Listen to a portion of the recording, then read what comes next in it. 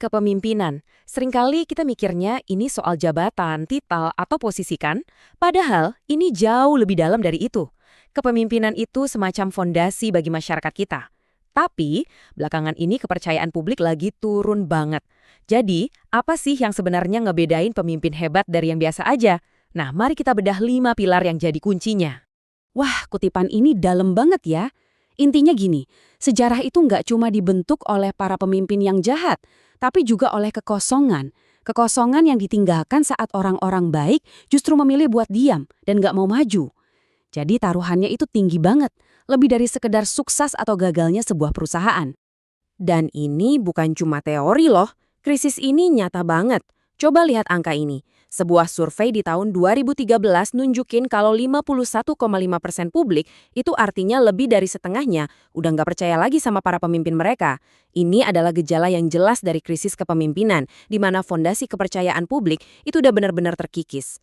Nah, ini dia pertanyaan utamanya kan. Kalau kepercayaan udah serendah ini, kita tuh harus balik lagi ke dasar-dasarnya. Apa sih fondasi kepemimpinan sejati yang bisa membangun kembali kepercayaan itu? Oke, dalam pembahasan singkat kita kali ini, kita akan lihat masalah ini secara terstruktur. Pertama, kita singgung sedikit lagi soal krisis kepemimpinan yang ada. Terus, kita langsung masuk ke kerangka 5 pilar sebagai solusinya, kita bedah satu persatu, dan di akhir kita bahas gimana caranya jadi pemimpin yang berkualitas. Jadi, kita sepakat ya, inti masalahnya adalah krisis kepercayaan. Orang-orang tuh udah capek sama inkonsistensi. Ini bukan lagi cuma sekedar masalah, tapi udah jadi semacam panggilan untuk sebuah model kepemimpinan yang baru, yang lebih otentik dan bisa dipegang omongannya. Dan sebagai jawaban atas krisis ini, muncullah sebuah kerangka yang menurut saya sangat jelas. 5 pilar kepemimpinan.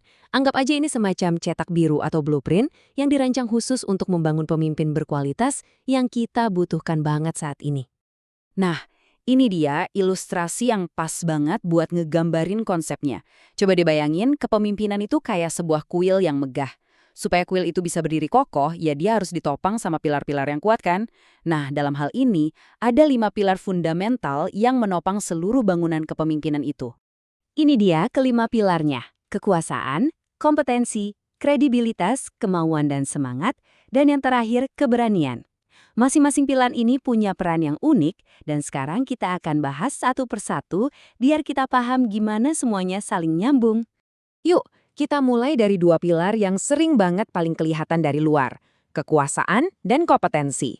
Bisa dibilang, ini adalah pilar-pilar yang berhubungan dengan kemampuan seorang pemimpin buat bertindak dan ngasih hasil nyata.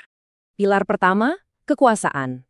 Gampangnya gini, ini adalah kemampuan untuk membuat sesuatu terjadi lewat orang lain. Tanpa ini, seorang pemimpin itu ya nggak bisa ngapa-ngapain. Ini syarat paling dasar untuk bisa menggerakkan tim manapun. Nah, ini nih yang menarik banget. Kekuasaan itu ada 2 jenis. Ada yang namanya otoritas. Ini datang dari jabatan.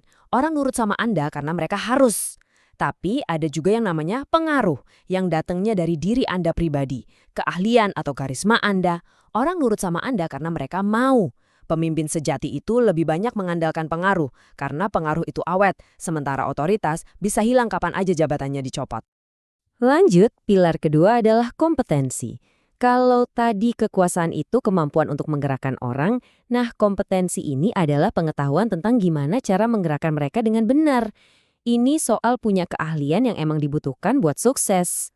Kompetensi itu sendiri juga kebagi 2. Ada kompetensi keras, ini soal apa yang Anda tahu, kemampuan teknis Anda, skill Anda. Lalu ada kompetensi lunak, ini soal siapa diri Anda, karakter Anda, motivasi, empati. Pemimpin yang hebat itu bisa menyeimbangkan keduanya.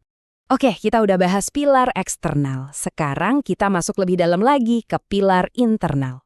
Kalau 2 pilar pertama tadi lebih banyak soal apa yang Anda lakukan, 3 pilar berikutnya ini adalah tentang siapa diri Anda. Ini adalah fondasi karakter yang sesungguhnya. Pilar ketiga, kredibilitas. Ini mungkin yang paling krusial dari semuanya. Kredibilitas itu adalah mata uang dari kepercayaan. Inilah yang bikin orang lain itu rela ambil resiko dan naruh nasib mereka di tangan Anda. Tanpa ini, pilar-pilar lainnya bakal rapuh dan gampang runtuh. Lalu, pilar keempat adalah kemauan dan semangat. Anda bisa aja punya semua kekuasaan, kompetensi, dan kredibilitas di dunia, tapi tanpa semangat gak akan ada yang gerak. Anggap aja ini mesinnya, mesin penggerak kepemimpinan, gairah yang menular dan bisa menginspirasi orang lain untuk ikut bergerak. Dan pilar kelima, keberanian. Penting buat dicatat, ini bukan berarti nggak punya rasa takut ya, tapi ini adalah kemampuan untuk tetap bertindak meskipun ada rasa takut. Ada keberanian internal, yaitu berani dengerin suara hati. Dan ada juga keberanian eksternal, yaitu berani menghadapi tantangan dan oposisi. Jadi, ini dia poin utamanya. Kelima pilar ini tuh bekerja sebagai satu sistem yang utuh. Mereka bukan sekedar daftar checklist yang bisa dicentang satu-satu. Sama persis kayak kuil kepemimpinan kita tadi. Satu pilar aja yang retak, itu bisa meruntuhkan seluruh bangunannya. Semuanya saling menopang satu sama lain. Oke, setelah kita paham kerangkanya, sekarang kita sampai di bagian akhir, gimana cara menerapkan ini semua. Apa sih artinya menjadi seorang pemimpin yang bermutu, dan apa risikonya kalau kita gagal? Inilah tujuannya. Seorang pemimpin bermutu adalah orang yang bukan cuma punya kelima pilar ini, tapi dia mampu menyatukan, mengintegrasikannya secara harmonis. Kekuatan ini digunain bukan cuma buat mencapai target, tapi yang lebih penting lagi, buat mengembangkan potensi orang-orang di timnya. Kontrasnya sangat jelas. Pilihannya ada di tangan kita. Apakah kita mau membangun pilar-pilar ini untuk jadi pemimpin yang berkualitas, atau malah beresiko jadi pemimpin impoten yang nggak efektif, atau bahkan lebih parah lagi, jadi pemimpin beracun yang justru merusak semua yang ada di sekitarnya. Dan kutipan dari Peter Drucker ini rasanya pas banget buat merangkum semuanya. Pada akhirnya, kepemimpinan itu bukan soal status atau keuntungan pribadi. Ini adalah tentang tanggung jawab terhadap tujuan, terhadap organisasi, dan yang paling utama, terhadap orang-orang yang Anda pimpin. Jadi, setelah kita bedah kerangka ini, pertanyaan terakhir, ini bukan buat saya, tapi buat Anda. Dari kelima pilar yang tadi kita bahas, pilar mana yang akan Anda bangun terlebih dahulu? Coba direnungkan.